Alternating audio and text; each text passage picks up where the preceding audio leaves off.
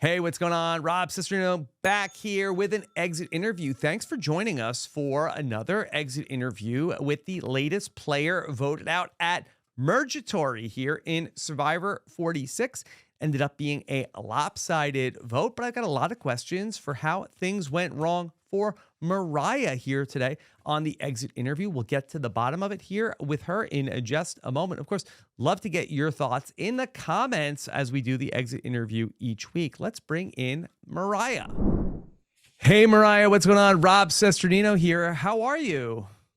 I'm hanging in there. My game might not have life, but I'm still here. Yeah, So well, I'm doing well. okay. Excited to get the chance to talk finally, and got a lot of questions for you about everything.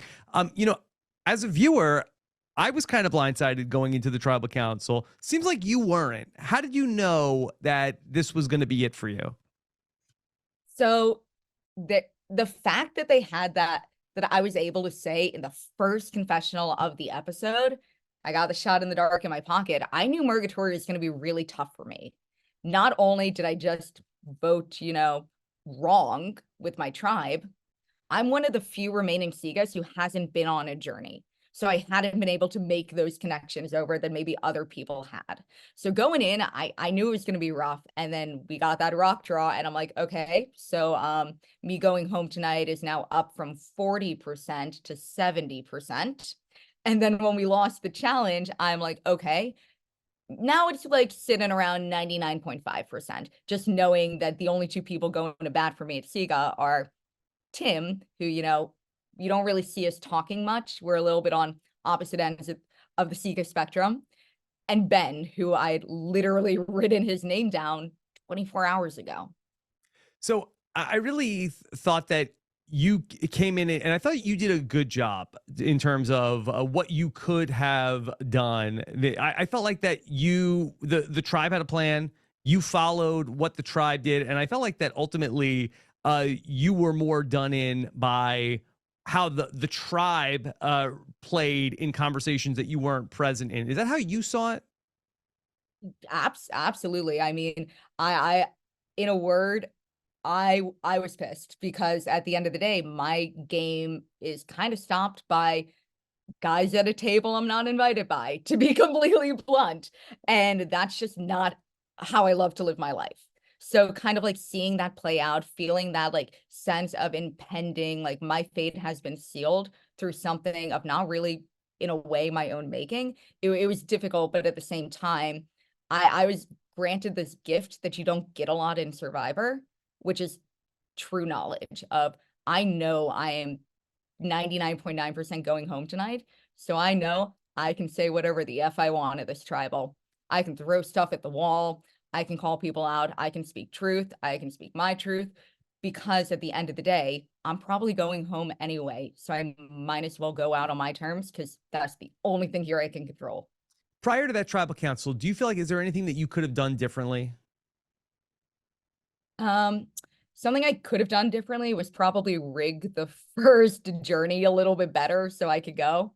But apart from that, I mean, I did have pretty strong ties with Charlie and Maria still. And there's a lot of like, oh my God, like she should have flipped or something like that. But no, that was really genuine of that moment where I went to Charlie and I'm like, hey, as a friend, like this is tough. I get it for you with Ben. And that was me kind of not only like establishing that like, hey, we still good as friends, but also me giving him that message of like, I know something fishy's going on. I still like, let's still work together after. And Yeah. that was something that I felt very comfortable on and something that you see me talking to Charlie on the beach about Venus and him talking to me about Venus and giving me that intel and even telling like that he's talking to Tim and talking to Ben. It's because he still trusted me. I'd love to go back to last week's episode because I feel like I still have so many questions about the gem vote, and maybe you do also. Do you have any insight into did the tribe explain to you how it switched? Where Maria says, "Okay, we're good, we're gonna vote out Ben tonight," to ultimately where Gem gets voted out. Yeah, kind of what I was told, and something that is pretty true is that just it was more specific of a gem thing, right? Of like we're going into this merge. We hadn't really been tested before, And she was just a little bit more difficult to read, especially for Charlie and Maria, who were making like these connections with us. You had the Tim thing, which, like that, like their connection there. You had Charlie and Ben. And so it was just like a little bit more of a tangled web on this side of the options than it was with Jem. And I think that was really attractive and enticing to them. And I mean, specifically with the Jem vote, like I said, like there's just something a little bit fishy going on there based on the scramble, the temperament, even like listening to like Ben answer questions. I'm like, these are not the answers of a man going home tonight. Mhm. So in the voting booth, I kind of had this decision of like, do I prove I can be right or I can be trustworthy? And, even if I caught something or I caught a whiff of something, I told my alliance, I'm voting this way and I'm not going home tonight. I might as well prove to them that they can trust me moving forward, even Mhm. if, I have to bite my ego and be what is it, a live fool for a Yeah, little bit. yeah. What's up with that? Or a dead know-it-all? Yeah, you could be either a living fool or a dead know-it-all, and that's kind of it. Of like, I like you could be right, but like that proves you're not trustworthy. Or you can eat your ego a little bit and prove that like, hey, like you told me to vote a certain way, like I did it, like here we are, like haha, joke's on you, but I'm still here and our trust is still kind of intact. From your perspective, Mariah, tell me, what about the business with the Gem idol? What did you think was going on there? Uh, so I half thought it was Tim and half didn't care if it actually was. I just wanted him gone. So I'm like, if I could paint a target on this man's back, that's fine by me. But I knew on like day 2 of digging, there's nothing here. Jeff doesn't lie. Like we are seeing China at this point in this hole. So, you know, someone planted this here, meaning someone already found it, meaning someone also already found something else because they feel confident enough that they know where the real idol is, that they can now just like throw this out willy-nilly and people aren't going to be scrambling because it's found, it's done. So I was a little annoyed by day 4. I'm like, shoddy work, man. If you're going to plant a fake note, plant a fake idol so we can just say like, oh my God, we found it, and then never talk about it again and stop getting eaten alive by giant ants. I want to talk about the conversation that you had with Q in the episode, where you started talking about your survivor influences. You talked about Aubrey. That really seemed to rub Q the wrong way. He apparently is not an Aubrey fan. What was your reaction upon seeing? Because I'm sure I take it you did not know about that reaction on the island. Oh no, I did. That was like I talked to a lot of people. Let me tell you, that was the most uncomfortable conversation of my entire life. You could like cut that tension with a knife. Like it said, I was like, oh yeah, I like Aubrey. And I even knew Q based on how we had seen him have conversations. I could tell he's a very stubborn guy, right? He has a very specific paradigm of people, and I'm probably not someone he has a good paradigm for. So if I say something like this, he's probably going to be like, she is Aubrey. So when I said it, I was very intentional to frame it of I don't want to talk about her game. I don't even want to talk about the season she's on. I want to frame it about Aubrey's impact on me and what it meant to me seeing someone like her play. And even that, I saw him just, there's a switch and he just was just like, oh, okay. And I'm like, this is really bad. Like it was immediate. And let me tell you too, it was a two-sided conversation. So I had asked him, like he had asked me what my favorite players, and I'm like, oh, like beforehand, like what is yours? And he had told me his favorite player is Jeremy Collins, by the way. Yeah. So coming off of Jeremy Collins, I'm like, oh, okay, I can say Aubrey, like that's an impact. And he was Right. like, no, Aubrey's too intimidating. Jeremy's a family man. He's low key, he's chill. Like, and I'm like, oh, that winner, dude. Yeah, that's Yeah. fine. Yeah. That one 10-0 to 0. Yeah, yeah. But that's totally fine. He's not intimidating at all. Yeah. Um, so tell me a little bit more about in the preseason. You talked about how that you were very concerned about that you were going to try to hide your insecurities. And then Mike had asked you about what was going to be your issues in the game. You were worried about overthinking. You were worried about that, but I don't think that really was the case. No, I mean, the good and bad news is Sega just kept getting second. So I didn't really have that many opportunities to overthink. I mean, I overthought a lot, but I didn't have that many opportunities to overplay because Yeah. there wasn't a lot of like play and action happening. And as I got a little bit more comfortable and a little bit more footing, you're going into this game and you're on Survivor Twitter and everyone's strategy, but really is about relationships. And that's not something you can really express well online, or it's a feeling that you can get. And I think that kind of helped quell my mind a little bit of a like, okay, I don't need to be thinking 10 steps ahead. I need to be thinking 4 steps ahead because I have these relationships that will fill in the other 6.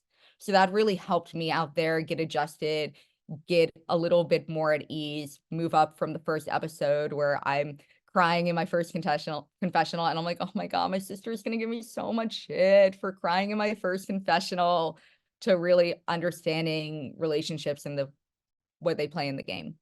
It was a big moment in the show where you were working on your jumping and you were learning to jump. Was that all for real? No, that is 10,000% for real. I'm historically a terrible jumper. When I went on Wipeout, actually, my friend tried to do the exact same thing, and luckily there were no jumps in Wipeout. But if like the sweeper arm had come around, I might have just like bloop. Oh no, I'm out. My bad.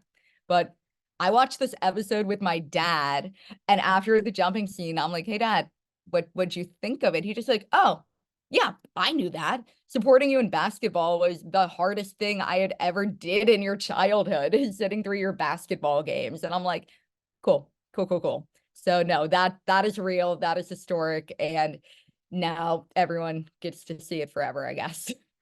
Could you talk a little bit more about the Sega tribe dynamics? Like, did you know about Maria's closeness with Charlie? So you can tell that Maria, and I could tell that Maria and Charlie were close. I didn't know how close, which is awesome. Like, that's such a cool thing to learn, honestly, after game. I'm kind of nerding out on it a bit. But in the game, I knew that they were close, especially in the Sega Scramble. It was very apparent that, you have Ben and Tim here.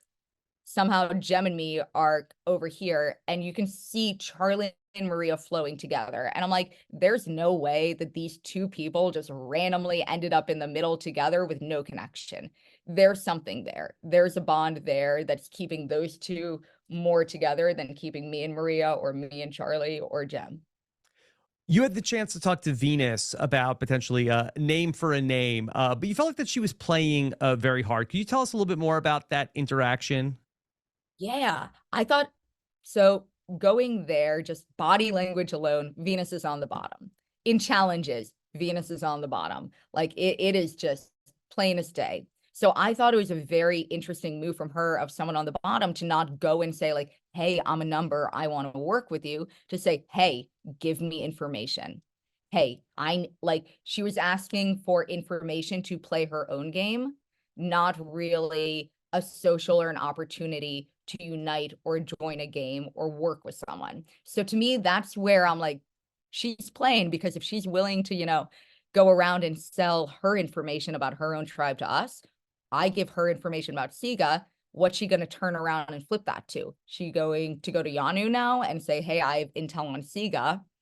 So that's what kind of rubbed me in that way. It wasn't really a true Yeah. like, she wants to work with me. Yeah. On the other hand, was there an opportunity for you to take that approach and go to the other players from Nami or Yanu and offer yourself up as a vote to potentially avoid what happened to you?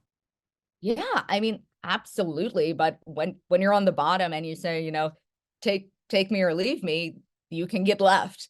And especially going into this dynamic on the bottom, the two ways are basically, "Hey, like, great, come on in, join the club, kid," or "Great, now I know who I can vote out and not piss off 4 other people." And Hmm. when you got this like weird like 5v5 exactly, with 3 in the middle, at Murgatory, and the three are not even immune, which is wild.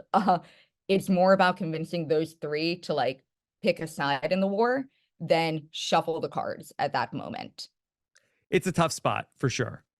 Mhm. What else do you want to let people know about your time on Survivor, Moriah? Hmm.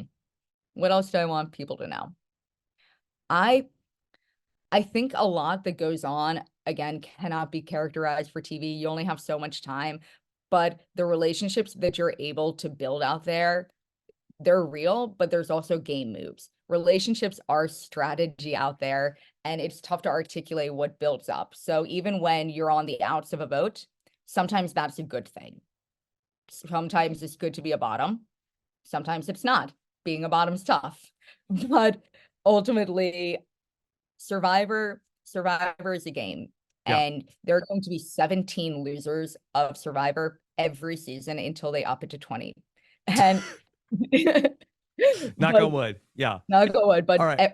most people lose, so it's really, you can only take what you can take, and it probably won't be a million, so you might as well take something away. Okay. Well, Mariah, great to talk to you here today. Wish you nothing but the best. I know you got to run. Thanks for making some time to talk. Okay. Yeah, thank you. All right. Take care. And watch that dead know-it-all talk. Okay. Oh Not always no, appreciated. All right. you're Okay. living. All right. Talk to you later. Bye. Bye. All right, really interesting stuff from Moriah on really the unlucky situation that she found herself in. Looking forward to getting into it all with Stephen Fishbach on the Survivor Know-It-Alls here today. And of course, again, love to see what you said in the comments. So leave us your feedback down below. I read them all, and we appreciate when you like and subscribe. Thanks for watching. Take care, everybody. Have a good one. Bye.